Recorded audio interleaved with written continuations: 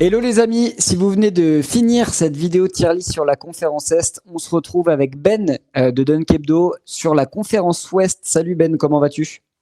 Ça va très très bien. Et toi? Ça va nickel, j'espère que tu as digéré cette bonne heure pour parler de nos cancres de la conférence Est et finalement de ces réels écarts entre le haut de tableau et le bas de tableau. Là, on va parler d'une conférence nettement plus sérieuse et nettement plus resserrée. Donc, comme vous l'avez vu, on a gardé le tableau de tier list de la conférence Est pour que vous puissiez voir finalement où est-ce qu'on classe les équipes et comment on va réussir à ajuster les équipes de la conférence Ouest par rapport à ces équipes de la conférence Est. Et vous allez très très vite vous rendre compte qu'on va être beaucoup plus dans le vert, je pense, que dans le rouge. Écoute Ben, on va pas perdre plus de temps que ça. On va commencer très très fort. Très très fort, je te le dis, avec les Dallas Mavericks. Où est-ce qu'on envisage les Dallas Mavericks dans notre classement? Pour rappel rapide, si vous n'avez pas vu la vidéo sur la conférence Est, on a donc 5 catégories.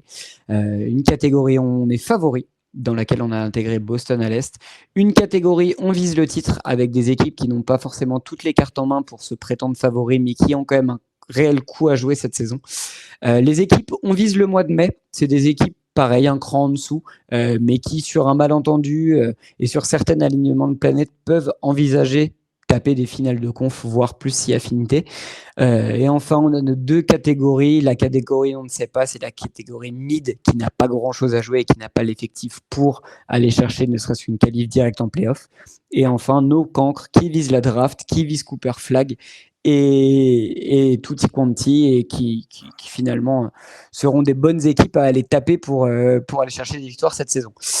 On commence tout de suite à l'Ouest avec les Dallas Mavericks. Ben, je te laisse la parole. Où est-ce qu'on voit les Dallas Mavericks pour la saison à venir? Je suis en train de voir la liste des équipes à l'Ouest et ça va être beaucoup plus compliqué que le premier. Ça va être un bordel. Hein. Je te le dis tout de suite, c'est le bordel. Parce que le premier, en fait, je regarde et je fais, bon, non, il n'y a rien à changer. Il y a peut-être Toronto, en fait. Avec le recul, j'étais peut-être un peu dur sur Toronto. Bref.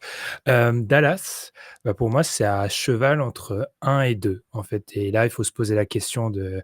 J'aime pas mettre trop d'équipes en 1, moi, en favori. Je trouve qu'il faut garder un espèce de groupe assez limité. J'aurais tendance peut-être à les mettre en très, très, très haut de 2 parce que c'est une équipe qui sort d'une finale NBA. C'est une équipe qui, je pense pas, qui ne s'est pas vraiment affaiblie. En fait, il y a eu des arrivées assez intéressantes. Qui s'est renforcé, honnêtement. Ouais, qui même s'est renforcée. Alors, c'est un peu la mode de dire que Klay va être carbo et il va faire une mauvaise saison.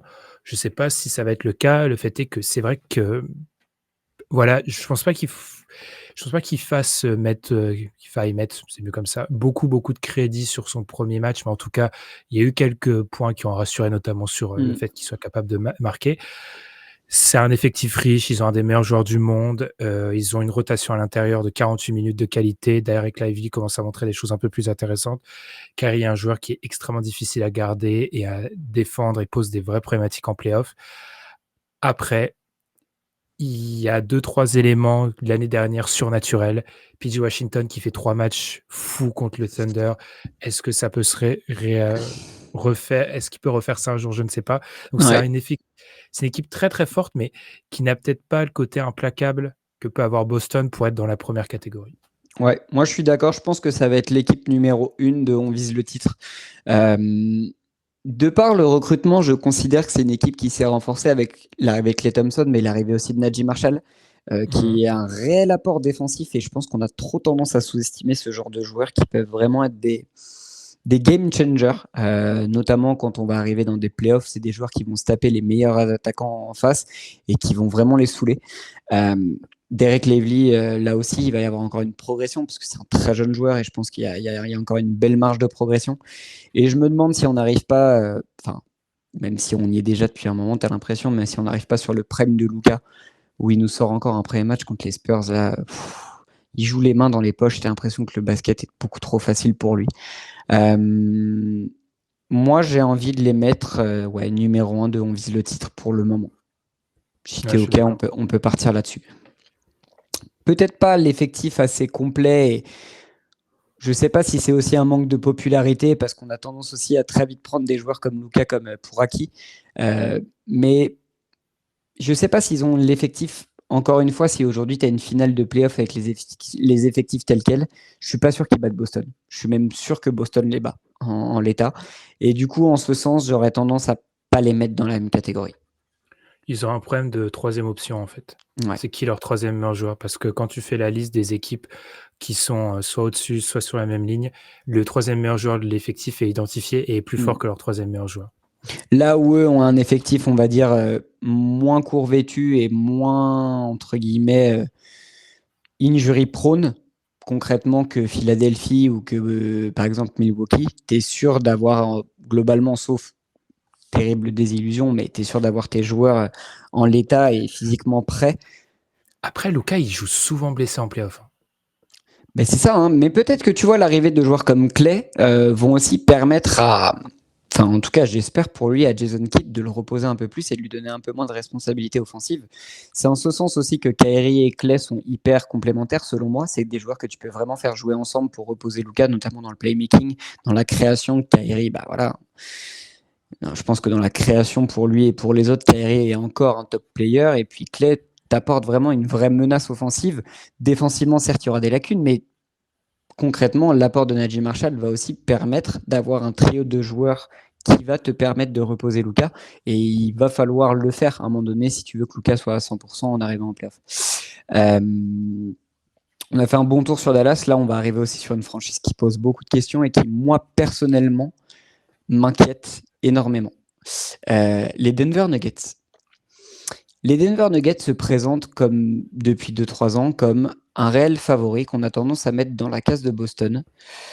Et ben moi, je suis beaucoup moins optimiste pour ces Denver Nuggets parce que je pense que c'est un effectif vieillissant, un effectif qui ne cesse depuis 2 ans de s'affaiblir avec les départs de Bruce Brown, de Caldwell Pope, de joueurs comme Justin Holiday qui est aussi plus dans l'effectif. Tous ces role-players-là finalement partent. Tu les remplaces globalement par Russ, qui certes est une très bonne acquisition, je pense, en sortie de banc, mais tu as un 5 majeur qui aujourd'hui n'est plus aussi fort qu'il l'était l'année dernière. À partir du moment où tu mets Christian Brown comme titulaire, je pense que tu perds aussi en qualité de sortie de banc et que ton 5 majeur est moins fort. Est-ce qu'Aaron Gordon va être capable de nous sortir une saison comme l'année dernière? Nico, on sait que globalement, de toute façon, c'est le meilleur joueur du monde et on sait qu'il va tourner en triple-double ou pas loin avec des stats encore merveilleuses. Est-ce qu'on va retrouver un Jamal Murray en capacité d'enchaîner les matchs à haute intensité? Ça, j'ai des réels doutes. Moi, Dallas, c'est quoi, franchement, même parce que je pense qu'on va pas non plus descendre dans la catégorie, on vise le mois de mai, on est d'accord pour dire que c'est quand même une équipe qui vise le titre, je sais pas ce que tu en penses, mais je sais pas si je les mettrais aussi haut que je mets Dallas, tu vois, par exemple. Ouais, je suis assez d'accord. Ils sont faciles à défendre, en fait. Et ça, c'est terrible. On voit sur le premier match de la saison contre OKC, ils sont devenus très, très simples à défendre. Alors, on va y revenir. OKC est potentiellement une équipe qui, met en termes de défense, est très, très, très haut dans la hiérarchie. Mais quand bien même tu as Nikola Jokic, tout Nikola Jokic qu'il est, quand tu as un Jamal Murray qui est dans le seau, en fait, et qui est pas bon, quand tu as Christian Brown, moi je veux bien Christian Brown, il y a un peu de hype autour de beaucoup de jeunes joueurs des Nuggets. Le problème, c'est qu'on leur demande pas d'être prometteurs, on leur demande d'être bons. En fait, c'est une équipe qui vise le titre. Et en fait, le fait que Christian Brown refuse des shoots ouverts facilite grandement le taf des défenses adverses. Donc ils ont c'est pas. évident. Et après, bon, Michael Porter, des fois, il va rater. Rappelons, il s'agirait de se rappeler les finales NBA de Michael Porter. Voilà, Michael Porter, il y a des mondes où il rate des tirs, mais c'est un effectif que je trouve court. C'est un effectif où Mike Malone, je vois le premier match de la saison, il sait pas ce qu'il doit faire de Russell Westbrook, parce que la manière dont il gère ses rotations, je suis sûr qu'il a aucune idée de ce qu'il doit faire de Russell Westbrook, en tout cas très peu à l'heure actuelle. Donc, je suis assez d'accord pour les mettre sous les Mavs, parce que en fait, c'est un effectif qui pose trop de questions et qui est si haut parce que d'un côté, il y a du vécu, parce que leur top 4 a quand même une bague, et que de l'autre, ils ont le meilleur joueur du monde. Mais il y a beaucoup d'inquiétudes sur cette équipe et à voir là, c'est une inquiétude. Et moi, pour une fois, les regards se portent pas vers les joueurs, mais se portent d'un côté vers le coach, de l'autre vers le front office. Ouais, bah tu sais quoi, moi je vais aller dans le prolongement de ce que tu dis. Les Mavs sont pour moi bien au-dessus. Pour moi, les Bucks sont au-dessus. Parce que tu vois, dans une équipe qui est aussi baguée et qui, alors certes, a plus de problèmes en termes de santé, mais dans 2 effectifs qui sont assez court-vêtus avec peu de rotation, aujourd'hui, tu me présentes les 2 5 majeurs avec tes premières rotations. Bah, je me demande si Milwaukee n'est pas plus fort que Denver, en fait, hein. Le truc, c'est que d'un côté, il y a Jokic qui rate pratiquement qu'un match. J'adore Giannis, c'est peut-être mon joueur préféré, mais Ouais, Giannis, ça fait 2 ans qu'on l'a pas vu en playoff. D'un côté, tu as Chris Middleton qui est en vacances, toute 45 l'année. de l'année, voire toute l'année. De l'autre, tu as Aaron Gordon qui est globalement tout le temps là. En fait, les 3 meilleurs joueurs les 4 même, parce que Brook Lopez a 150 ans, les 4 meilleurs joueurs des Bucks posent question, là où du côté de Denver, tu as que l'énigme Jamal Murray, autrement ils sont toujours là, les mecs. Donc c'est en termes de niveau médian, moi j'ai tendance à mettre les Nuggets au-dessus parce qu'ils apportent cette sécurité d'être en bonne santé. Après, est-ce qu'ils ont le potentiel qu'ils avaient il y a 1 an ou 2 ans? Non, je pense pas. Ouais. Allez, je te l'accorde. On va les intercaler entre Dallas et Milwaukee. Tu m'as convaincu. Tu fais un très bon avocat. Voilà. Si Denver, vous êtes en galère et qu'il y a des problèmes juridiques, appelez Ben. Vous serez en finale de conf sans souci. On enchaîne là aussi avec des équipes. De toute façon, je ne vais dire que ça de de cette vidéo, d'une équipe qui pose question de où est-ce qu'on la met. Les Golden State Warriors. Là aussi, on est sur un effectif qui ne semble pas s'être renforcé. Même, je pense qu'il ne s'est pas du tout renforcé. Il y a eu le départ de Klay Thompson un petit peu en eau de boudin. C'est moche, hein. C'est moche ce qui s'est passé avec Klay. Je trouve que on ne respecte pas assez Klay Thompson pour ce qu'il a apporté à cet effectif pendant des années. Et tu vois, quand je vois le premier match qu'il a fait à Dallas, je serais même très content pour lui qu'il fasse une grosse saison et qu'il fasse une bien meilleure saison que ce que va faire les Warriors. Là aussi, on est sur un Steph qui est vieillissant, à qui on ne va pas pouvoir non plus demander toute sa vie de lâcher 40 points par match. Et on l'a vu, hein, premier match, première faute technique pour Draymond Green. Kuminga, qu'est-ce qu'il en est réellement de son niveau? Est-ce qu'on va pouvoir enfin passer un cap? Moi, j'ai des réels doutes. Est-ce qu'on va retrouver un Wiggins réellement fort sur les terrains des deux côtés du terrain? Capable de basket, ouais. Voilà. Pods, bon alors Pods, c'est un jeune joueur, il ne faut pas s'arrêter sur son premier match où certes il n'est pas bon à 3 points, hein. C'est un joueur qui a pas mal de talent et je pense que s'il n'est pas amené à être dans un trade au cours de la saison, c'est un joueur qui va avoir pas mal de minutes. Mais j'émets réellement des doutes sur ces Warriors. Qu'est-ce que tu en penses, toi? On ne sait pas. Pour moi, c'est la pour moi, il y a pas de monde, où parce qu'en fait, il va se poser un problème mathématique à un moment, c'est qu'on peut pas mettre 14 équipes dans la catégorie jaune, dans la catégorie, si tout va bien au mois de mai, on fait quelque chose. Donc il va falloir commencer à sabrer certaines équipes et pour moi, les Warriors en font partie pour plusieurs choses. C'est une équipe qui est profonde, mais qui est un peu la tragédie de la profondeur, c'est-à-dire que il est où leur 5 ultime en fait? C'est quoi le meilleur 5 des Warriors? Et en fait, si tu compares le meilleur 5 des Warriors au meilleur 5 des 15 autres équipes à l'Ouest, il est pas dans la bonne partie en fait du classement. Steph est vieillissant, tu l'as dit. Draymond, bon, fait du Draymond et Steve Kerr a voulu faire jouer beaucoup, beaucoup de joueurs sur le premier match de la saison régulière, mais il y a un moment où en fait, abondance de biens nuit paradoxalement à NBA. Il faut que tu aies des rotations qui soient claires et c'est une équipe, je trouve, qui a fait alors oui, il y a beaucoup de leurs, ajouts qui ont été salués, notamment, d'Anthony Melton, mais Melton joue jamais. Voilà, donc je pense que les fans des Sixers peuvent en témoigner. Donc Buddy Hield, encore une fois, pour une équipe qui a des ambitions en play-off, c'est un secret de polichinelle, Buddy Hield pose problème sur des séries de play-off. Donc en fait, pour moi, c'est une équipe qui il y a un monde où peut-être qu'ils sont play-in, voire imaginons même, hein, un monde où, ils peuvent même accrocher, je vais y arriver, une des places directes, mais j'ai du mal à leur voir, un scénario même optimiste où ils grattent une finale de conf, en fait, ce qui est un peu la catégorie jaune ou Ouais. passer un premier tour de manière facile. Donc pour moi, ils sont dans on ne sait pas, mais ils sont leaders de on ne sait pas, quoi. Ils pourraient basculer au-dessus. Ouais, c'est évident. Bah, de toute façon, quand on compare la conférence Ouest et la conférence Est, c'est sûr qu'aujourd'hui, tu mets les Warriors dans la catégorie d'Atlanta, Chicago et les Hornets. Ça fait mal au cœur. Mais en même temps, dans une conférence Ouest, je suis tout à fait d'accord pour dire que demain, en fait, je ne serais pas choqué de voir les Warriors top 8, mais je ne serais pas non plus choqué de voir les Warriors au pied du play-in, genre 11e. Enfin, Mmh.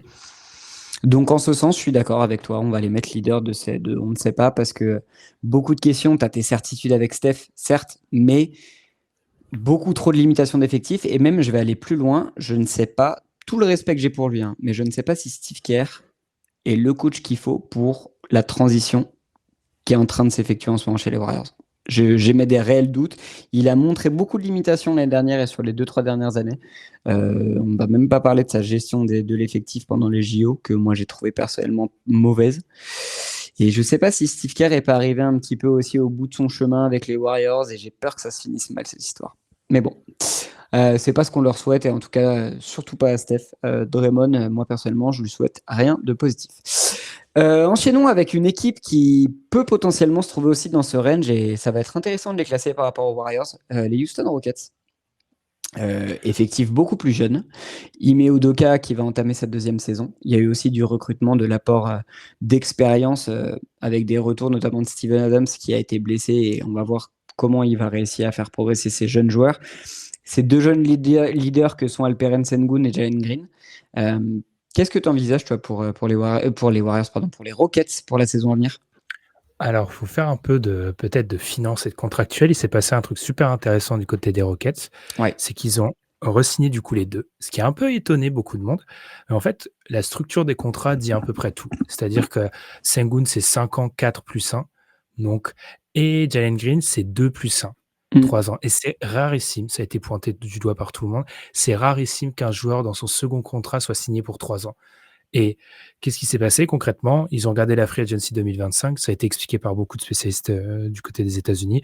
Il n'y a pas d'argent dans la free agency 2025, donc Jalen Green a préféré re-signer son contrat plutôt que de, on va dire, partir un peu dans l'inconnu. Ça me dit quoi sur cette situation des Rockets? C'est peut-être que l'effectif qu'on a aujourd'hui, c'est pas l'effectif qu'on aura dans un an, voire c'est pas l'effectif qu'on aura à plus court terme.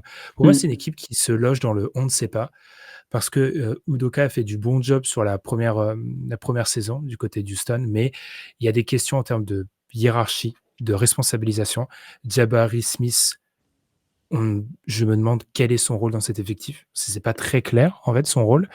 Et il y a déjà la blessure de Steven Adams qui commence à devenir un peu un abonné de l'infirmerie. Ouais. Et de l'autre, il y a le fit entre Sengun et Jalen Green qui continue, moi, à me poser question. Donc, c'est une équipe qui est en progression, c'est une équipe jeune, mais l'Ouest est trop... Enfin, c'est une conférence trop forte pour eux encore. Donc, ils sont dans on ne sait pas. Et après, c'est difficile de classer un intra-conférence. Je te laisse nous dire s'ils sont devant ou derrière les Hawks, franchement. Moi, je les mets devant les Hawks. En fait, je les mets juste derrière les Warriors parce que, encore une fois, je pars du postulat de dire que, de par l'expérience et le joueur qu'est Steph Curry, je ne serais pas du tout choqué de voir les Warriors terminer devant. Mais en fait, au vu de la saison passée et au vu de la progression notamment de Sengun, et à voir si Jalen Green est capable de continuer aussi sa progression, et c'est des contrats en fait hyper bankable et à très très bons tarifs pour Houston. Je trouve qu'ils les ont signés à des très bons tarifs. Je serais pas non plus choqué de voir Houston terminer devant Golden State cette année en fait. Tu vois, dans un monde où les Warriors terminent 11e, bah, peut-être qu'ils se seront fait choper la place par Houston qui terminera 10e, border plane. Donc, non, mais je vais les mettre derrière les Warriors pour respecter aussi cette franchise des Warriors et pour laisser le temps, pour ne pas mettre la pression à Houston qui a un effectif très jeune, qui a deux potentiels stars à développer, et j'aimerais voir aussi comment Ime Udoka va réussir à hiérarchiser cet effectif, à hiérarchiser aussi qui aura les possessions les plus importantes et qui va être réellement le leader de cet effectif. Donc, il faut être patient. Mais on n'est pas non plus à l'abri d'une petite surprise où finalement, Houston, dès la deuxième année d'Udoka, arrive à grappiller cette place, cette 10e place. Par contre, en effet, on est d'accord pour dire que ça ne va pas plus haut, quoi. Ça ne va pas plus haut, surtout à l'ouest. Ça ne va pas plus haut. Tiens, j'ai envie qu'on se marre. On s'est beaucoup marré sur la conférence Est. Moi, je vais pouvoir cracher mon venin. Parlons des Los Angeles Clippers. Alors, pour ceux qui ne sont pas au courant, je suis un fan des Lakers. En plus de ça, ça ne va pas faciliter mon objectivité sur les Clippers. On a eu des histoires qui sont sorties autour de Kawhi Leonard. Aujourd'hui, on tourne vendredi 25, donc on a eu ça aujourd'hui, une info fraîche, comme quoi il y aurait des petites histoires un peu farfelues autour de la façon dont a été médicamentée et la rééducation autour de Kawhi Leonard. On est peut-être même, bon après à voir, hein, mais dans certains domaines d'illégalité, c'est le bordel aux Clippers. C'est le bordel. C'est-à-dire que moi, on a tourné la preview avec mon camarade Chris de The Free Agent. Clairement, je maintiens ce que je dis. C'est une colonie de vacances géante et je souhaite vraiment bon courage à Tyronn Lue et à Nicolas Batum, qui sont les deux personnes les plus saines d'esprit dans cet effectif. Alors, je suis désolé, mais pour moi, le highlight, la chose qui m'a marqué pour l'instant dans ce début de saison des Clippers, c'est la photo qui a tourné sur Twitter où le parking du Intuit Dome est à $70, ce qui est quand même fou en fait. Enfin, $70 pour un parking. Parenthèse fermée. Bah, en fait, leur effectif était déjà censé être moins bon. Ils n'ont pas Kawhi. Et moi, j'ai une question, c'est ils attaquent comment en fait? Parce que si leur attaque, c'est James Harden il a quoi? Il a 35 ans, James Harden maintenant? Ouais, c'est ça, 34-35. 34-35. Ouais. James Harden a 35 ans qui refait ce qu'il faisait à Houston il y a 5-6 ans, tu vas être très très mal. Enfin, j'ai l'impression que c'est en train de devenir une équipe qui parie beaucoup sur le fait d'être très très forte défensivement, mais avec un James Harden vieillissant, malgré le fait qu'il fasse les efforts, c'est pas un pari qui sera, je pense, gagnant. Ça peut très très vite mal tourner. Kawhi va déjà être absent plusieurs semaines. Quelle surprise! Donc, pour moi, c'est on ne sait pas et il y a un monde où c'est très, très sombre, hein, la saison des Clippers. C'est un on ne sait pas qui se bat avec les Rockets et que je mettrais sous les Rockets, quoi. Ils ont beaucoup, beaucoup de bons role players. C'est ça qui peut les sauver sur cette saison, mais ils vont demander beaucoup, beaucoup de James Harden qui a déjà montré des limites sur le premier match de la saison, hein. Regardez le premier match de la saison, James Harden, il est carbo à un moment. On peut plus lui demander de faire Et il fait un gros match, hein. Et il fait un bon match. Il fait un gros match. Donc, ça multiplié par 82, moi je suis terrifié. Je te pose une question. Est-ce qu'on va revoir Kawhi Leonard sous le maillot des Clippers? Je pense que oui, mais je pense qu'on le verra pas plus de cette année. Je pense qu'on est revenu sur une année classique de Kawhi du côté des Clippers, donc pas celle de l'année dernière. Donc il va faire 40 matchs, peut-être, si je suis optimiste. Moi, je pense qu'il est tradable en février. Oh. Ouais. Moi, je pense que c'est terminé. En fait, je le souhaite pour les Clippers. Limite. Tu peux pas encore gaspiller ton argent avec un joueur qui n'est pas capable de jouer au basket physiquement. Je remets pas du tout en cause les qualités de basketteur de Kawhi parce qu'il l'a encore montré ces 2-3 dernières années quand il est sur le terrain, notamment l'année dernière, hein, où il joue beaucoup en saison régulière. Quand il est sur le terrain, il fait encore partie de cette catégorie de joueurs supérieurs. Mais je suis désolé, tu ne peux pas encore une fois partir sur un projet avec un Kawhi dont on n'a aucune communication. On ne sait même pas combien de temps il va être absent. On ne sait même pas ce qu'il a. On ne sait rien sur Kawhi Leonard. À la fin de sa carrière, il faudrait faire un film sur ce mec, vraiment, pour comprendre. Ça se trouve, en fait, le mec a une blessure depuis son départ des Spurs qui n'a jamais été soignée. Peut-être qu'il y a une blessure mentale, il y a quelque chose, on ne saura jamais, que son titre avec Toronto était finalement un miracle, pourquoi pas. Mais tu ne peux pas construire ton effectif avec Kawhi au centre du projet, avec James Harden qui, malgré tout le respect que j'ai pour James Harden, est un joueur qui commence aussi à être âgé, comme tu l'as dit, il va être énormément sollicité offensivement. James Harden est autant il fait un très bon premier match, autant sur la régularité, je suis pas sûr que ce soit un joueur qui puisse encore tourner en 28-10-6, par exemple. Alors, ouais, la plus belle chose pour les Clippers cette année, c'est l'Intuit Dome. Mais qui a l'air extraordinaire. Alors, pour le coup, les vidéos et les photos sont magiques. Hein. Mais c'est tout, en fait. Et c'est pour ça que je t'accorde le fait de les mettre dans les on ne sait pas. Mais moi, si on se retrouve au mois de février pour faire une deuxième session de cette tier list et qu'on les met dans on vise la draft, bah, je ne serais pas non plus choqué, quoi. Sachant qu'ils n'ont pas de pic. C'est ça leur problème, c'est qu'ils n'ont aucun intérêt. Ouais, alors après, ça serait plutôt on vise rien. Du coup, il faudrait créer une catégorie Clippers. Du coup, ouais, c'est ça. Mais... Parce que leurs pics appartiennent à OKC. C'est-à-dire que OKC dont on va parler peut se retrouver l'année prochaine avec un top 10 pick de draft. C'est fou, quoi. Le truc étant qu'ils ont quand même Ty Lue et c'est une équipe qui, typiquement, quand elle va recevoir des équipes à l'Est, qui auront fait la fête à Los Angeles la veille, comme font absolument tous les joueurs NBA, va gratter quelques victoires. Alors tu me diras, c'est 15 matchs dans l'année, hein, mais je ne peux pas les imaginer au fond du trou. Non. Mais il y a un scénario où c'est très très sombre. Donc pour moi, je veux pas être trop dans l'instant, mais le fait qu'on ait aucune, info sur Kawhi et que leur premier match a été très compliqué, pour moi, je les mettrais peut-être même en dessous d'Houston, peut-être. Ah bah non, mais moi, je te le confirme, je les mets en dessous de Houston. Moi, ma question, c'est est-ce que je les mettrais pas en dessous d'Atlanta, en fait? Ouais, il y a un le truc, c'est que si tu parles de basket de playoff, moi, j'ai trop d'incertitudes avec Atlanta, en fait. Mais Mais je peux t'accor est-ce qu'on a plus maintenant les mêmes incertitudes aussi avec les Clippers, quoi?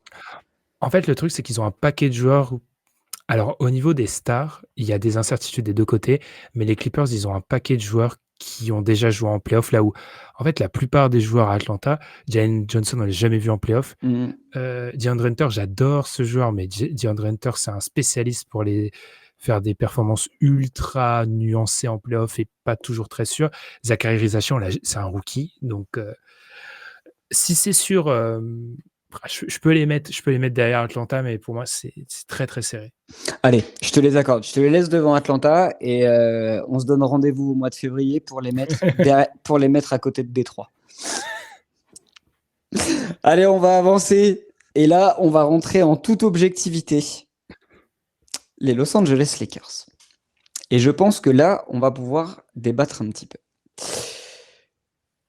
On est sur une équipe qui est, pour le coup, dans la continuité de son effectif de l'année dernière. Alors, un effectif qui reste assez limité, mais finalement, on peut considérer des joueurs comme qui reviendront, notamment Gabe Vincent qui est déjà revenu et Vanderbilt comme des recrues, selon moi, parce que finalement, on ne les a pas vus la saison dernière. Je pense que tu as un développement aussi intéressant de joueurs comme Max Christie et une très bonne pioche à la draft qui est Dalton Knecht, qui, je pense, aura un rôle à jouer cette année. Et encore une fois, tu as ton duo LeBron-AD avec le prime d'Anthony Davis. Je ne sais pas si tu as eu l'occasion de voir le premier match. Alors, encore une fois, pas de conclusion hâtive. Moi, en tant que fan des Lakers, bien évidemment, j'ai été très hypé pour ce premier match et j'ai perdu toute objectivité. À la fin du match, on a en discuté avec des potes. Oui, je voulais que les Lakers soient champions. On va retourner dans l'objectivité. Moi, j'ai envie de les mettre en bordure. Et dis-moi ce que tu en penses. Peut-être que je les vois un peu trop haut, mais j'ai envie de les mettre très haut dans les on vise le mois de mai. Oui, pour moi, c'est l'équipe numéro 1 du on vise le mois de mai, enfin pour l'instant, parce qu'en fait à l'ouest, c'est une conférence très homogène en haut, Mmh. donc il y a beaucoup d'équipes. Pour moi, ils se classent là parce qu'ils ont un plancher qui est très, très haut avec AD et LeBron. Après, il y a les mêmes questions, c'est qu'il y a des joueurs à qui, est-ce qu'on peut faire confiance à D'Angelo Russell sur du basket de playoff? Où sont les 7-8 joueurs qui sont nécessaires pour être une équipe qui vise le titre? Ou où sont qui est le troisième meilleur joueur de l'effectif sur du basket de playoff? C'est Austin Reeves. Je pense qu'il y a un moment où il va falloir faire un référendum sur Austin Reeves parce que je pense qu'il y a peut-être des ambitions qui doivent être un petit peu recalculées sur Austin Reeves. Donc pour moi, c'est l'équipe numéro 1 de cette catégorie numéro 3 il y a un monde où les Lakers sont en deuxième tour. Un peu plus de mal à imaginer le monde où ils sont en finale de conf, mais il y a un monde où ils sont au deuxième tour. Ils font une très, très bonne série contre les Nuggets la saison dernière. Ils sont juste, Ouais. ils tombent sur Jokic, quoi. Voilà. En fait, c'est ça, c'est-à-dire que j'étais en train de me questionner, on s'est questionné un peu tout l'été, de comment on classe par exemple les Lakers par rapport aux Warriors. Alors moi, je pense quand même qu'on est un voire deux crans au-dessus des Warriors et de toute cette catégorie d'équipes qu'on vient de citer, des Houston, des Clippers, parce que tu ne peux pas prendre pour acquis le fait que LeBron James et Anthony Davis soient des joueurs mid qui ne jouent pas les playoffs. En fait, j'ai du mal à envisager ça. Au cours de la pré-saison et de ces premiers matchs aussi, j'ai bien aimé ce que j'ai vu de JJ Redick, surtout offensivement. Défensivement, à partir du moment où tu as Eddie et tu as des joueurs comme Rui Hachimura aussi qui est capable de faire des choses et qui montre des belles choses et un beau développement, je pense que les Lakers vont être une équipe un peu mid, c'est une équipe qui va tourner autour de la 15e, du 15e rating défensif. Par contre, je ne serais pas non plus étonné à voir comment ça se développe, mais que c'est une équipe qui aille potentiellement chercher un top 10 du rating offensif. Parce qu'il y a les joueurs pour. J'ai l'impression qu'il y a un coach qui a un QI pour. Et que, encore une fois, tu as Robocop qui refuse de vieillir et qui a encore la dalle. Mais moi, je ne comprends pas comment ce mec fait pour avoir autant la dalle. C'est ouf. Il vient encore une fois de gagner un titre olympique. Tu te dis, bon, bah ça y est, qu'est-ce qu'il va accomplir de plus ? et tu le vois affûté comme jamais sur un début de saison, où tu vois encore des sessions de shooting avec AD où les mecs font 48 sur 50 à 3 points, où tu le vois encore envoyer des gros tomards sur des soirées sur le premier match. Je manque d'objectivité, c'est sûr, sur les Lakers, mais parce qu'en fait, j'ai envie d'être optimiste et j'ai envie que la fin de carrière de LeBron se passe bien aussi. Donc ouais, si t'es OK, moi, je suis pour les mettre première équipe de on vise le mois de mai. Je suis d'accord. Le seul bémol, enfin un des bémols, du coup c'est plus un bémol, c'est que l'année dernière, AD et LeBron ont beaucoup joué. Et À quel oui. point ils seront capables de le faire cette année? Donc Hum, c'est la petite chose. Et Hachimura, moi j'adore, c'est mon théorème Jalen Smith. C'est-à-dire que si tu allumes la télé, quelqu'un qui connaît pas le basket, tu lui montres un carton de Rui Hachimura, par exemple le premier carton là, du match contre les Wolves, tu as l'impression que c'est un top 10 NBA. En fait, c'est fascinant. Sauf qu'en fait, il faut lui montrer les 90% du reste du temps où Hachimura est un peu plus douteux, quoi. c'est le problème. C'est le problème de Rui. Là où, tu vois, il y avait à peu près, il y avait le théorème identique sur les débuts d'Austin Reeves, là où Austin Reeves a quand même énormément gagné en régularité. Et alors, c'est pas une top troisième option, je suis d'accord, mais je trouve que c'est un joueur qu'il ne faut pas non plus trop sous-coter. Je trouve que c'est un joueur qui est de plus en plus régulier et à qui tu peux vraiment donner des vraies missions offensives, Austin Reeves. Bah, en fait, mon problème avec Austin Reeves, c'est que quand tu arrives en playoff face à des joueurs qui ont une capacité spéciale, en fait, Austin Reeves, il fait rien de élite. Là où tous les Ouais, mecs qui sont au troisième, ils font un truc, je sais pas, si on remonte la liste, MPG, ça peut être un shooter extraordinaire. Aaron Gordon, il finit au cercle incroyable. Chris Middleton, c'est une machine de guerre sur mi-distance. Si tu prends la liste, Kat, c'est un shooter extraordinaire pour un pivot. Bridges peut défendre un truc de fou. Le troisième, Tyrese Maxey, il a un premier pas de malade. Austin Reeves, si tu compares aux grosses écuries, le troisième joueur des grosses écuries, il fait un peu pas de figure, quoi. Même si ça ouais. reste un joueur solide. Ah, bah c'est pour ça qu'on les met pas dans on vise le titre et qu'on Mm. les met plutôt dans cette catégorie. On vise le mois de mai. On enchaîne avec les Memphis Grizzlies. Et là aussi, pas mal de questions. Finalement, on se demande même si c'est pas la vraie année 1 du projet Grizzlies avec un effectif au complet. Une saison dernière tronquée par les blessures et les absences des joueurs majeurs. Euh, sur ce premier match de saison régulière, tu as l'impression que Ja n'a jamais quitté cette ligue. Tu le retrouves avec, je ne dis pas de bêtises, mais je crois que 24 points, 6 rebonds, 5 passes, un truc comme ça. Fort, quoi, du Ja Morant comme on le connaît. Euh, Tu les vois où, toi, Memphis, cette année? Eh ben, la place de numéro 1 des Lakers aura été de courte durée parce que je les mets du coup là. Du coup, pour plusieurs raisons. Alors en fait, il y a trop d'incertitudes au niveau de cet effectif par rapport aux blessures et un peu ce cimetière indien qui se crée un peu parfois du côté des Grizzlies pour avoir trop de confiance. Après, ils ont déjà qui est un joueur élite.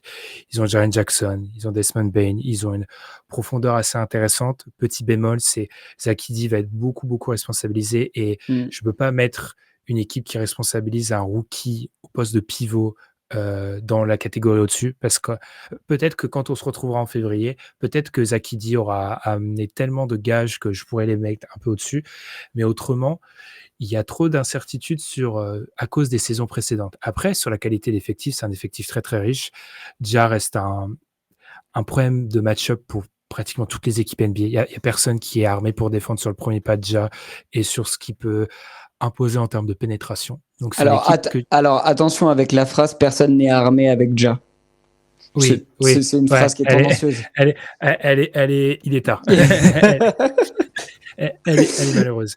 Mais ouais, je les mettrai là parce que c'est un effectif qui est très riche, mais je veux pas tomber dans le lieu commun de dire comme toutes les previews de toutes les podcasts NBA, de toutes les émissions, on sous-estime les Grizzlies, parce que je pense pas qu'ils soient vraiment sous-estimés, Non, je pense pas. mais je peux pas les mettre au-dessus parce qu'il y a trop de questions encore vis-à-vis des saisons précédentes et de la continuité de l'effectif.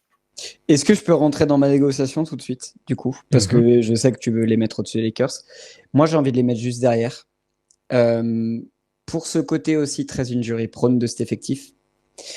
Pour le côté aussi où, en fait, sur la match-up directe, on l'a vu plus d'une fois, les Lakers sont plus forts, selon moi, que Memphis sur une match-up directe. Ou en tout cas, on les arme pour faire tomber Memphis. Là où peut-être que d'autres équipes qu'on voit plus fortes seraient plus en galère.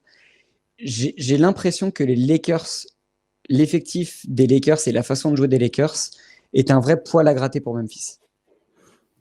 Alors au 25 octobre, je te l'accorde.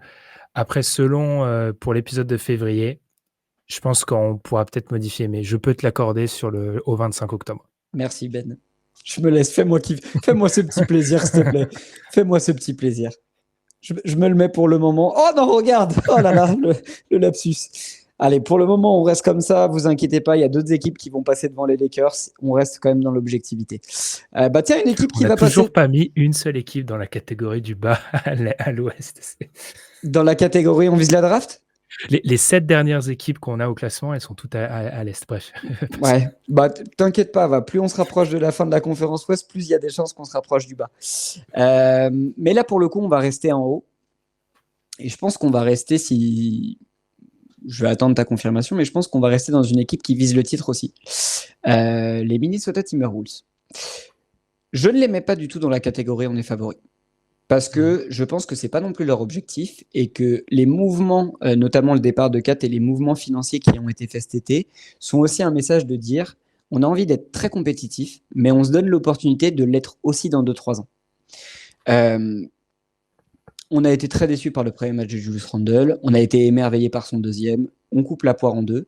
Pour moi, c'est un effectif qui a de vraies possibilités en fait de faire chier plus d'une équipe à l'Ouest qui a pour réel objectif de viser une finale de conférence. Je pense qu'ils sont en capacité de le faire avec le développement aussi d'Anthony Edwards, avec la profondeur de banc que tu apportes avec les arrivées de DiVincenzo, tu as toujours des Nickel Alexander-Walker, l'expérience, même s'il est vieillissant, d'un Joe Ingles, qui peut t'apporter aussi ce petit vice dans un effectif.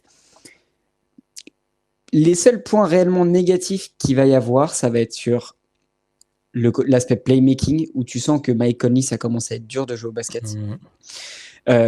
En termes de playmaking, j'aime beaucoup Julius Randle, mais c'est quand même un trou noir. C'est-à-dire que tu lui donnes le ballon, hier, il shoot à 13 sur 17, mais ça va pas être comme ça tous les soirs non plus. Et quand ça rentre pas, on l'a vu sur le match 1 et on le reverra au cours de la saison, ça peut être compliqué. Il faut aussi leur laisser le temps d'accepter ce fit, de digérer le départ de Kat, qui est l'enfant de Minnesota. Mais je pense que c'est un effectif, tu vois, qui. Tu vas me dire où est-ce que tu les vois dans les on vise le titre, mais par exemple, je ne les vois pas moins forts que les Knicks, moi. Bah, pour moi, c'est un peu la question. Je les mettrais peut-être derrière les Knicks parce que je suis terrifié par leur playmaking en playoff, en fait. Ils font Ouais. comment? En fait, j'avais déjà dit ça la saison dernière à l'entame des playoffs pour les Wolves, parce qu'en fait, on avait fait des previews chez nous pour les Wolves et moi, j'étais préposé aux Wolves, donc j'avais beaucoup regardé les Wolves en fin de saison dernière.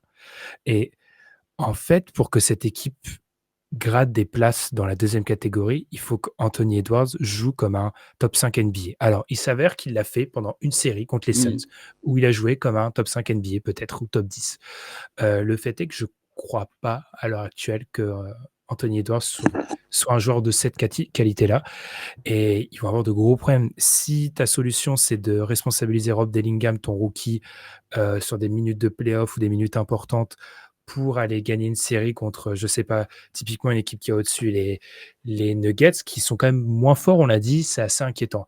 Le fit, tu l'as dit, Randle, Rudy Gobert paraît un peu délicat. Après, l'apport de Dante DiVincenzo leur permet d'avoir des 5 potentiellement sur les postes 1, 2, 3, 4 qui peuvent être super intéressants avec Jaden McDaniels, etc. Mais perte de Kyle Anderson aussi à noter. En fait, c'est une équipe moins forte que l'année dernière. Et ce qui m'inquiète, c'est que pour moi, ils surperforment l'année dernière. Donc, ils sont moins forts qu'une année où ils ont surperformé. Donc, je te laisse. Je suis l'invité. Je te laisse choisir entre les Knicks et eux, mais pour moi, ça se joue là. Ouais, de toute façon, on est d'accord pour dire que c'est pas plus fort que Philadelphie et que Milwaukee, je pense. Et en tout cas, en playoff, encore plus à l'ouest, ça, ce sera pas plus fort. Il y a des vraies problématiques qui sont flagrantes, en fait. Tu parlais du playmaking, c'est une vraie problématique qui est flagrante. Allez, je pars du principe, du postulat de départ que, et c'est un peu l'opinion globale de ce début d'année, que les Knicks sont plus gagnants que Minnesota sur le trade. Donc je vais donner cet avantage aux Knicks, mais je ne serais pas non plus surpris si on refait ça au mois de février que Minnesota soit repassé devant. C'est-à-dire que je laisse l'option envisageable. On va aller aussi dans une franchise que personnellement, j'envisageais très très haut sur mes previews et qui a été malheureusement confronté à un problème de blessure dès le premier match, les New Orleans Pelicans. Euh, Fracture de la main pour Dejounte Murray qui devrait être absent 4 à 6 semaines. Pareil, c'est un effectif où on voit tout de suite les limitations. C'est-à-dire que tu as beaucoup de profils similaires, tu as un manque clair de spacing. Mais pour moi, il y a un élément qui fait que je pense que le débat va être là.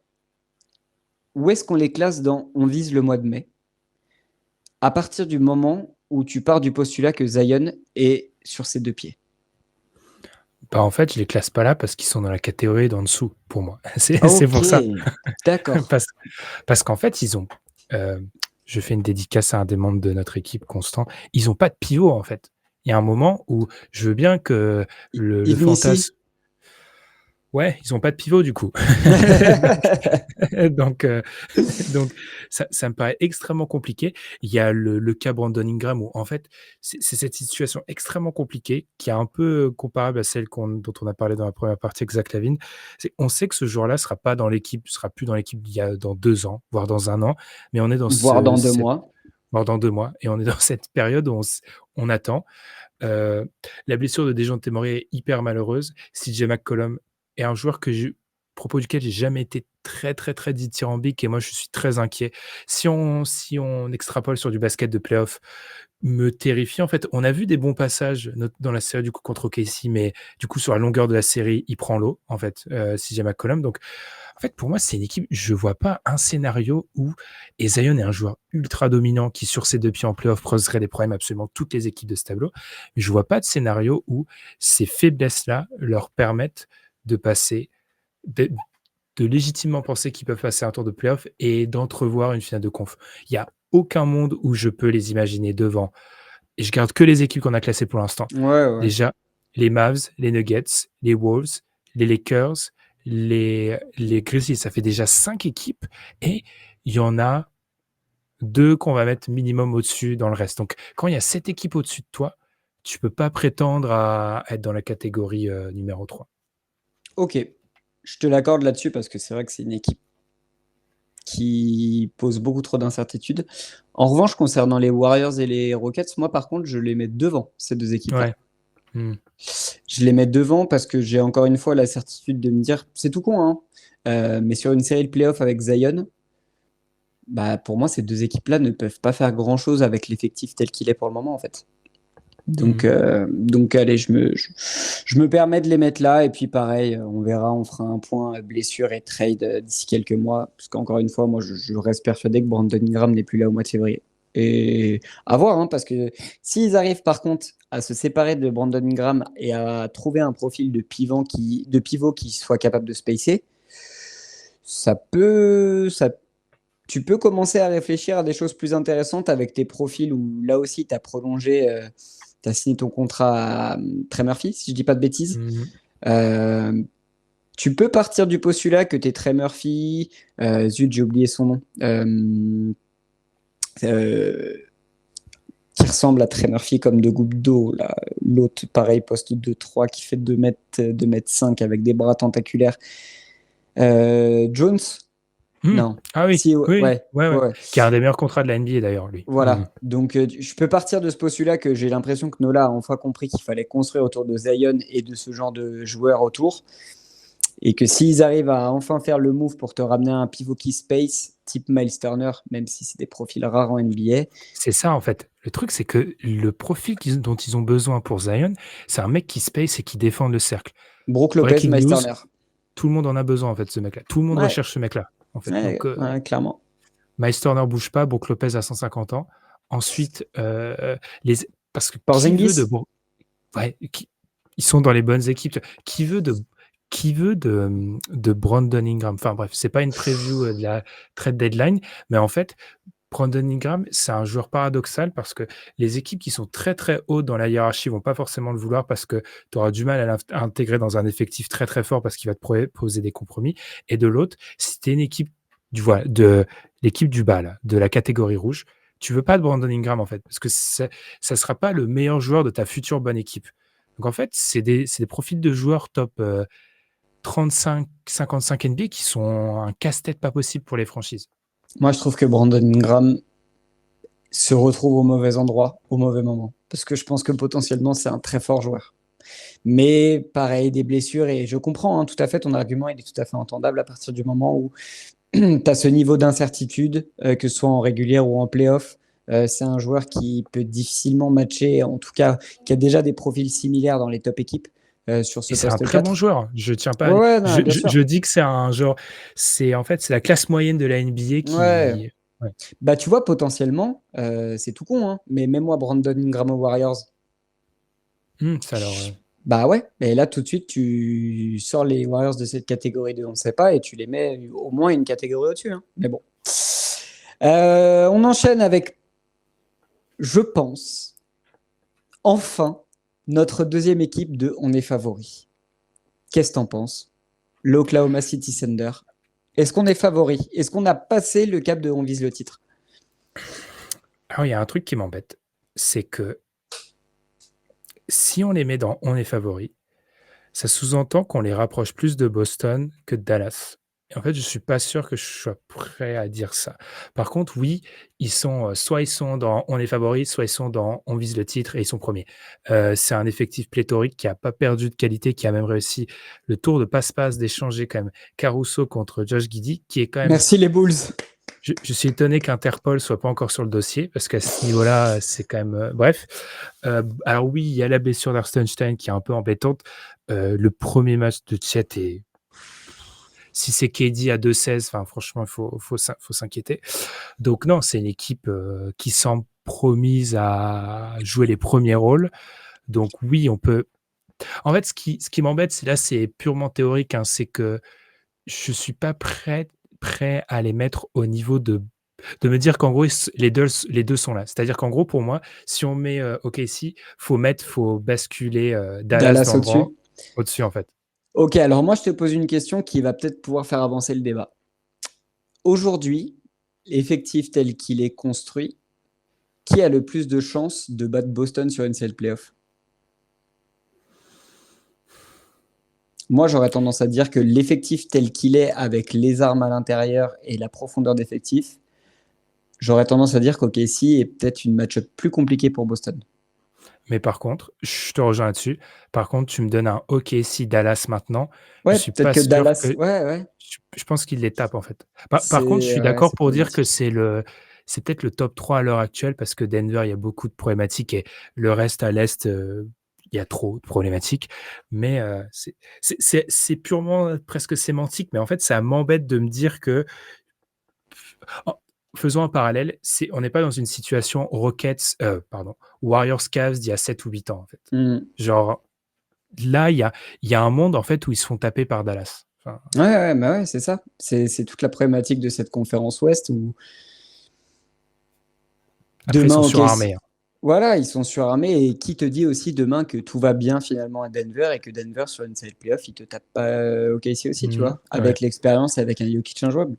Donc, écoute, allez, je te propose qu'on mette OKC premier de On vise le titre. Parce que finalement, il faut faire honneur à Boston. Et en fait, j'ai l'impression qu'à Ouais. l'heure actuelle, personne ne peut rivaliser. En tout cas, sur ce début d'année, on verra dans quelques mois. Ça va très très vite. Mais je pense qu'à l'heure actuelle, personne ne peut s'asseoir à côté de Boston et dire je te tape sur une série de 7 matchs. Bah, en fait, quand tu fais le bilan, c'est le champion en titre qui s'est pas affaibli. Quand tu Ouais. fais le bilan des équipes qu'on classait un peu proche d'eux il y a quelque temps, heu, du coup, les Wolves qui font la finale de conf à l'Ouest sont moins bons. Les Mavericks se sont renforcés, mais ils se prennent une tôle quand même. Faut rappeler ce qui s'est passé durant les OKC s'est un peu renforcé, on parie sur la jeunesse, certes. Denver est moins bon. Enfin, je veux dire, il y a un Mm. moment, eux, ils sont au même niveau et il y a un paquet d'équipes derrière eux qui sont moins bonnes, pardon, donc Non, non, c'est clair. C'est clair, c'est clair. Enchaînons, et on va faire un petit coucou à votre nouvelle recrue, à Greg, qui a rejoint Dunkebdo. On va parler des Phoenix Suns, ce qui me permet aussi de faire un coucou à Rodolphe et toute l'équipe de Valley Hoop. Moi, je suis très ambitieux pour ces Phoenix Suns, et dis-moi ce que tu en penses, mais j'ai envie de les mettre dans la catégorie en visio titre. ouais, c'est encore une équipe à cheval. Je suis en train de révolutionner la tier list, du coup, pour moi, il faudrait couper le logo en deux. Pour moi, si on les met dans cette catégorie-là, ils sont derniers de cette catégorie-là parce Ouais, qu'il y a quand même encore des problématiques, mais ils ont la puissance de feu. Le premier match de Bradley Beal est encourageant. Il y a Budenholzer qui va leur permettre d'être sur du basket de saison régulière ultra efficace parce que c'est Budenholzer. Et il y a un monde où ils ont l'avantage du terrain, peut-être. Ce monde existe. Mais oui. après, je suis inquiet par la santé pour cette équipe-là, même si c'est un truc qu'on prend pas vraiment en compte. Et il y a des petites. En fait, Le le secteur protocole intérieur aussi, hein. très faible et le basket qu'ils doivent proposer, c'est-à-dire que Devin Booker soit un peu dans le playmaking, mais ultra efficace sur du tir. En gros, il faut qu'ils fassent la série qu'ils ont fait contre Denver il y a 2 ans, pendant Mmh. 4 séries. Et pour moi, ça n'existe pas, ça. Mais c'est une équipe qui peut clairement aller en finale, demi-finale de conf, voire en finale de conf. Ouais, Pourquoi pas. ouais, moi je suis ajusté là-dessus, je les ai mis troisième de ma régulière de la conférence Ouest, c'est un peu un coup de poker. Mais je me dis que l'apport de Tyus Jones est hyper intelligent. Je me dis que l'arrivée de Mike Budenholzer dans cet effectif-là est une vraie upgrade. Je me dis que les JO aussi, je sais pas pourquoi, mais j'ai cette sensation que les JO ont été un élément déclencheur dans l'évolution de Devin Booker. Enfin, c'est aussi ce que j'espère, parce que c'est un joueur que j'aime beaucoup, et j'espère qu'on va enfin avoir ce leader qu'on attend depuis des années. On est aussi sur la fin, et tu t'en as parlé, hein, des blessures, mais les risques de blessures de KD, plus on avance, plus il y a des risques de blessures. J'ai bien aimé sa gestion, la gestion de Budenholzer du cas KD dans le premier match. Euh, il y a aussi deux rookies qui vont avoir leur rôle à jouer, Ryan Dunn et Ighodaro. Donc, pareil, moi, c'est un effectif que je ne vois pas définitif. C'est-à-dire que je ne serais pas étonné qu'il y ait un mouvement, notamment dans le secteur intérieur, au cours de la saison. Et ils sont à une petite addition d'un, c'est quoi, d'un Jonas Valanciunas ou d'un mec comme ça, de vraiment poser leur valise dans les on vise le titre, tu vois, je trouve. Après, leur seul souci, c'est que les sélecteurs intérieurs des équipes au-dessus, c'est ultra problématique pour eux, en fait. Ouais, C'est c'est que ça. notamment à l'ouest, du coup, tu as Chet qui, enfin, techniquement en saison 3, mais c'est sa saison sans faux mort et le mec a Mm. l'air terrifiant. Du coup, tu as Lively, Gafford, c'est 48 minutes de rim run et Lively, encore une fois, c'est peut-être un Lively différent qu'on va voir cette Mm. année. Tu as le meilleur joueur du monde et ensuite tu as Gobert qui défensivement va poser des problèmes. Donc, en fait, il faudrait vraiment que le renfort à l'intérieur soit costaud pour qu'il fasse une différence, quoi. Ouais, non, c'est clair, c'est clair. Bon, allez, je te propose qu'on les mette du coup derrière Minnesota Mm. dans cette dernière équipe, parce que c'est aussi, je pense, leur projet. Aussi, on vise le titre avec l'effectif tel qu'il Mm. est et les finances telles qu'elles sont. Même si on s'est dit que c'était pas forcément l'angle qu'on allait prendre dans cette vidéo, quand on a un doute comme ça, on peut partir aussi du postulat que c'est une équipe qui a des réelles ambitions et que on va essayer de s'accorder sur leurs ambitions. Bah tiens, on va enfin aller. Là, on va aller dans le fond, là. On va enfin descendre et je pense qu'on va, on va descendre très très vite du coup, hein. C'est-à-dire que là, on a passé notre temps à parler de vert et de jaune. Bah là, on va aller dans du rouge, bien rouge. Et allons à Portland. Tu parlais de cimetière indien. J'ai même pas envie de débattre. On les met entre Washington et Détroit ou entre Washington et Brooklyn? On les met. Alors, on les met derrière Washington pour une raison. C'est qu'après le match, j'ai lu ça, j'ai halluciné. Je sais plus, j'ai lu ça sur un site américain, je sais plus lequel. Ils ont déclaré après le premier match, on avait un peu la pression de jouer devant notre salle pour le premier match de la saison. Le journaliste qui a pris ça, qui a retranscrit ça, avait écrit, je me rappelle, je sais plus qui c'était, Sean Hiking qui suit les autres. En 12 ans de NBA, il avait jamais entendu une équipe dire ça pour son premier match. On avait de la pression pour le home opener. Ils ont été catastrophiques, personne pour sauver. Scoot, je lui souhaite de bonnes choses, mais Scoot a fait un peu du Scoot, c'est-à-dire en rattrapant pas mal de stats sur des fins de match sans trop Mhm. d'enjeux. Euh, DeAndre Ayton vit dans un multiverse où il pense être un joueur dominant. Deni Avdija a pas été, ce qui devait être un peu source d'espoir, ça a été compliqué. Il y a des blessures. Non, c'est très très compliqué. Et le fait est qu'eux, ils sont à l'Ouest. Donc l'Ouest est les équipes clairement dans une Ouest où peut-être tu joues. ta place directement pour les playoffs et éviter le play-in sur 1 ou 2 victoires, tu peux pas te permettre d'aller perdre à Portland. Donc Portland va être une cible de choix, une victime expiatoire, donc ils vont être très, très bas. Très, très Mais bas. tu sais quoi, avec tout ton postulat, je me demande même si je les mets pas derrière Brooklyn. En fait, avec l'argument principal de demain, tu me dis, il y a qu'un match NBA, enfin, il y a que 2 matchs NBA, et il y a Brooklyn dans un des matchs et Portland dans un des autres matchs. Bah, je pense qu'en fait, je préfère, je préfère regarder le match de Brooklyn, je crois, hein. Je, Pour moi, je crois que je préfère me farcir 48 minutes de Cam Thomas tel que c'est que 48 minutes de Portland, en fait. alors si Brooklyn fait le côté Fight Club toute la saison, pourquoi pas du coup du côté de Brooklyn. Après, il y a quand même des trucs assez Shaedon Sharp, Scoot Anderson. En fait, il y a des prospects qui sont plus Mmh. intéressants du côté de Portland. Les met au-dessus, mais par exemple, c'est fou, hein, comme quoi je tombe dans les conclusions hâtives. Il y a une semaine, je les aurais mis De au-dessus de Washington. Washington, mais là, au 25 octobre, je les mets derrière. Tu t'es rappelé que c'était Chauncey Billups le coach? Allez, on va les mettre ici, Portland, et on va pas perdre plus de temps avec ces franchises fatigantes. Allez, on retourne un petit peu. Alors, à voir. Est-ce qu'on est plus sur du orange ou plus sur du jaune? Les Sacramento Kings. Attends, rassure-moi tout de suite.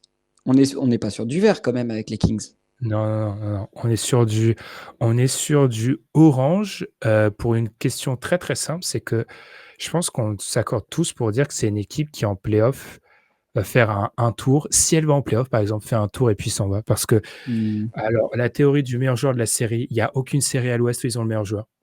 Aucune. Et même la plupart du temps, ils ont quand même pas le meilleur et de très très loin. Il y a des questions qui se posent sur la viabilité de DeMar DeRozan en playoff, de Domantas Sabonis en playoff. Quand 2 des 3 meilleurs joueurs posent des questions en playoff, c'est un peu compliqué. À voir ce qui va se passer avec le renouveau de certains joueurs. Kevin Huerter fait pas une bonne saison la saison dernière. Keegan Murray, qu'est-ce qui va se passer? Non, ça peut être une équipe qui va gagner beaucoup de matchs de saison régulière, mais là, vu que la tier list que tu m'as proposée, c'est sur les ambitions de playoff, c'est une équipe qui est dans le orange pour moi. Ouais, ce sera peut-être la plus forte équipe du orange. Je sais pas ce que tu en penses parce que je pars quand même du principe que Sabo est un joueur qui est capable de faire ce qu'on sait qu'il sait faire, entre guillemets, excusez-moi de la phrase un peu longue, en saison régulière. Totalement.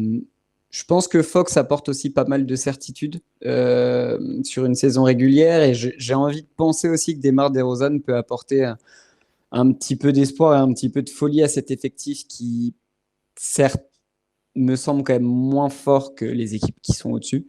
À voir aussi le développement de Keegan Murray qui a fait un très bon premier match et qui a, lui, je pense aussi une belle marge de progression encore sous les pattes. Mais oui, bah, tu vois, on parlait de raquettes court-vêtues. Sabo, on sait que c'est un bon joueur, mais qui physiquement va être limite en galère contre les top raquettes qu'on a citées auparavant. Et on parle purement de capacité à défendre sur des courtes périodes. Bah, Sacramento ne l'a pas montré, nous a pas montré que c'était une équipe qui pouvait lock sur une très courte période, ne serait-ce que sur 4-5 minutes. J'ai pas l'impression que cet effectif en soit capable. Va pas falloir perdre trop de temps aussi, je pense, dans le développement de joueurs comme dit Aaron Fox.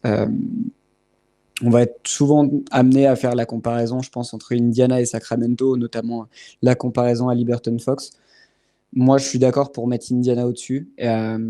Tu vois, encore une fois, je ne serais pas non plus choqué que Nola termine devant Sacramento cette année. Bah, Ça me choquerait pas.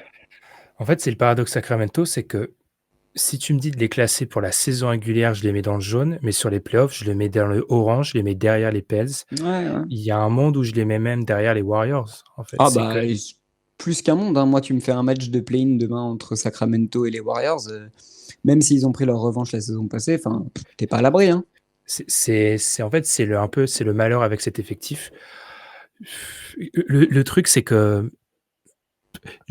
on a douté de la capacité même des Warriors à peut-être accrocher le play-in. Parce que je doute pas vraiment pour les Kings, donc je les mettrais Mm. peut-être derrière les Pels, mais devant les Warriors. Mais enfin là, c'est vraiment tu choisis. Je te laisse le Allez, choix. j'ai envie de t'écouter là-dessus et je vais quand même mettre Sacramento devant Nola parce que Même si je pense qu'à 100%, et ils l'ont montré notamment pendant les play-ins, même sans Zion, ouais, non, je pense que je vais quand même laisser Nola devant Sacramento parce que sur la match-up directe, puisque c'est ça aussi qu'on peut prendre en compte quand on arrive à ce genre de débat-là, sur la match-up directe, demain tu me files un match Nola-Sacramento avec tout le monde à 100%. Pour moi, Sacramento ne défait jamais Zion en fait. Bah, sur une série de playoffs, ouais, je pense que je pourrais peut-être donner les Pels, quoi. Même si, du coup, sur la série de playoffs, mais Sabonis va s'amuser aussi. Parce que, Ah oui, ouais, non, mais c'est évident. Par contre, qui va défendre Zion quoi? ah ouais. Je me Allez. dis, je te flingue ton épisode, je suis désolé, parce qu'en fait, je prévois où on va aller. J'ai été trop dur avec Toronto, parce que quand je vois le bas, Toronto est pas censé être en bas, en fait. Allez, c'est quoi Toronto? On va les mettre derrière Charlotte, on va les mettre Ouais, ici. parce que c'est manque de respect en vrai. Parce que le Bah, tu bas, sais c'est vraiment quoi? nul. Bah, tu sais quoi? Parlons-en. Est-ce que Toronto est plus fort que San Antonio? Oui, oui. Ah ouais? San Antonio, en fait, si le projet à l'heure actuelle, comme c'est de faire c'est de mettre Victor petit à petit dans le bain, petit à petit de la saison, bah, au 25 octobre, ils sont plus forts. Par contre, je pense qu'au 15 février, San Antonio, sans aucun débat possible, sera meilleur que Toronto. Après, je peux pas les mettre dans on vise la draft parce que en fait, Victor est un joueur tellement transcendant. Je pense que déjà, il les empêche par sa simple présence de faire ça. Mais je pourrais les mettre devant Toronto parce que en fait, on se projette un peu plus loin et que je pense que Hmm. dans 3 semaines, ils sont meilleurs. Mais les Spurs, ils font un match odieux en fait. Leur match contre les Ouais. Mavericks est mauvais, fait vraiment mauvais. Mais je peux pas les mettre en dessous. Je peux pas les mettre en dessous. Qu'est-ce qu'on fait? On les met dernier de la catégorie on ne sait pas ou on les met premier de on vise la draft? En fait, j'ai l'impression qu'on a envie, purement pour la progression et le long terme, de les mettre dans on vise la draft parce que tu as envie Ouais. d'adjoindre à Victor un vrai talent. Mais il y a aussi le côté très court-termiste où tu te dis, c'est tout con, mais encore une fois, il y a la problématique de l'Ouest. C'est-à-dire que si tu me mets San Antonio à l'Est, bah, je les mets peut-être pas très très loin des Hornets en fait. Ouais, peut-être. Après, peut-être qu'ils sont devant les Raptors. Les Raptors me posent beaucoup de problèmes, en fait. Les Raptors, c'est l'équipe la plus chiante à classer, en fait. Je pense que je mettrais peut-être les Spurs devant les Raptors, parce qu'en fait, ils ont juste. Le problème, c'est qu'ils ont un joueur transcendant, en fait. Ouais, c'est C'est, ça. si tu prends les. Je pense qu'on est limite d'accord pour dire qu'il y a une espèce de pseudo-cassure qui se crée après les Hawks dans le classement, ou Ouais, avec les clairement. Hawks. Bah, en fait, si tu fais la réunion de toutes les équipes et que tu classes les joueurs, le seul mec peut-être que tu peux mettre, et je serais absolument pas d'accord avec ça, serait Trae Young, tu pourrais mettre devant Victor 3. Victor, c'est le meilleur joueur de la fin des 10 dernières équipes du bas. Donc, il y a un moment où tu es obligé de donner un petit push aux Spurs pour ça. Bah, tu sais, c'est intéressant, hein. Aujourd'hui, quand tu regardes la catégorie on ne sait pas, tu le classes où, Victor? Dans les meilleurs Il y a, joueurs? il y a Steph qui est devant, ça se tape avec Zion. Kawhi, il joue ou pas? Kawhi, du coup. Bah non, là on Il parle à joue l'heure pas. actuelle, donc pour moi, Donc, Kawhi ne rentre pas dans le débat. et ben, du coup, c'est Steph, Zion et c'est tout. C'est Steph, Tu le Zion. mets devant des Sabots, des D'Aaron Fox, des mecs comme Ouais, ça? ouais, facile. Ok. Ouais. On a dans notre classement des 20 meilleurs joueurs NBA, moi j'avais Victor à la fin du parce qu'en fait, ils changent trop de Ouais, tu ouais. le vois encore sur le match d'hier, c'est que les mecs changent leur manière d'attaquer parce qu'ils ont peur de se faire, Ouais, ratiboiser par, comme Zion en fait. Il y a ouais. le côté où tu es obligé d'adapter ta défense à un profil qui est Mmh. beaucoup trop fort. Ouais, bon bah écoute, je te propose qu'on laisse ça comme ça et qu'on termine en beauté par une équipe dans le rouge, Utah. Utah qui, pour le coup, là aussi, dans son effectif un All-Star. Qui ne finira pas la saison à Utah. D'ailleurs, on se demande qu'est-ce qu'il fait encore à Utah, Laurie Markkanen.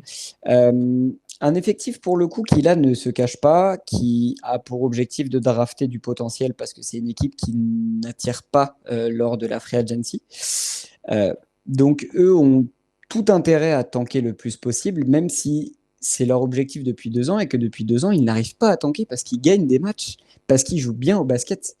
Donc moi là ma question, vraiment, hein, est-ce que Utah ne serait pas la plus forte équipe de ces équipes de On vise la draft? Si, mais parce qu'en fait, ils visent mal la draft. Il y a un Ouais. moment, on en a parlé pendant nos previews, il y a un moment, si tu vises la draft, il faut, avoir un message clair et il faut arrêter ces débuts de saison où tu gagnes des matchs, en fait. Il Mmh. faut aussi être un peu plus, calculateur, un peu plus, je sais moins nuancé dans l'approche et après, il s'agirait de re les fins de saison d'Utah sont, clownesques, hein. Je veux dire que leur fin de saison l'année dernière, où c'est potentiellement les pires séquences défensives que j'ai vues de toute ma vie en NBA, donc ce qui est quand même une performance qu'il faut souligner. Donc c'est la meilleure équipe de cette catégorie-là, mais en fait, c'est parce qu'on est arrivé à un stade où on est face à un effectif qui devrait bouger. Par exemple, tu l'as dit, théoriquement, Markkanen devrait bouger, mais maintenant que tu as re-signé Markkanen, je suis plus sûr de l'appétit des autres équipes NBA pour attirer Markkanen qui aura un contrat beaucoup plus onéreux Ouais. donc De toute façon, tout va se jouer un petit peu aussi. Le cas Markkanen va beaucoup se jouer en début de saison. Encore une fois, si Utah gagne quelques matchs et que Markkanen, encore une fois, nous montre qu'il a un niveau All-Star. Tu vois, par exemple, moi, je suis une équipe qui cherche un profil un peu à l'intérieur qui puisse pacer, euh, ou même j'ai envie de passer un cap. Je te prends cet exemple-là, hein. Mais aujourd'hui, j'ai plus envie de choper un Markkanen qu'un Zach LaVine. par Tu vois ce exemple que je veux dire? Et je me dis que même si c'est un profil, un faux 4 qui peut pas vraiment jouer 5, qui peut jouer 3, mais tu vois, si je le rentre plus dans la catégorie des Brandon Ingram qui peuvent aller renforcer une équipe de on ne sait pas et peut-être faire passer un cap, dont les équipes aussi très fortes au-dessus n'ont pas forcément besoin. Quoique, tu vois, moi, tu mets un Markkanen à Orlando, parce qu'on sait qu'ils ont été sur le dossier pendant un petit moment, je serais assez fan du fit. Comme Brandon Ingram d'ailleurs, je serais assez fan du fit. Mais et ouais, qu'est-ce qu'il fout encore là, quoi? Qu'est-ce que fait Utah? Mais non, mais qu'est-ce que fait Utah? C'est vrai. Tu, bah, tu... qu'est-ce que fait Danny Ainge, en fait? Je pense que Danny Ainge, il a la mauvaise habitude d'avoir, braqué, d'avoir arnaqué certaines franchises, donc Et il que a les un gens ont peu, compris.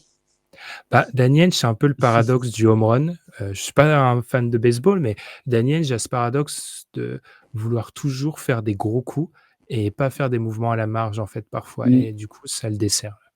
Ouais, c'est évident. C'est évident, c'est évident. Bon, bah écoute, mon Ben, j'ai l'impression qu'on a fait un bon gros tour d'horizon sur cette tier list. Voilà, on va vous la mettre en grand écran pour que vous puissiez vous rendre compte de ce que c'est. On va faire un petit bilan. Donc, on est favori. Nous n'avons que les Boston Celtics.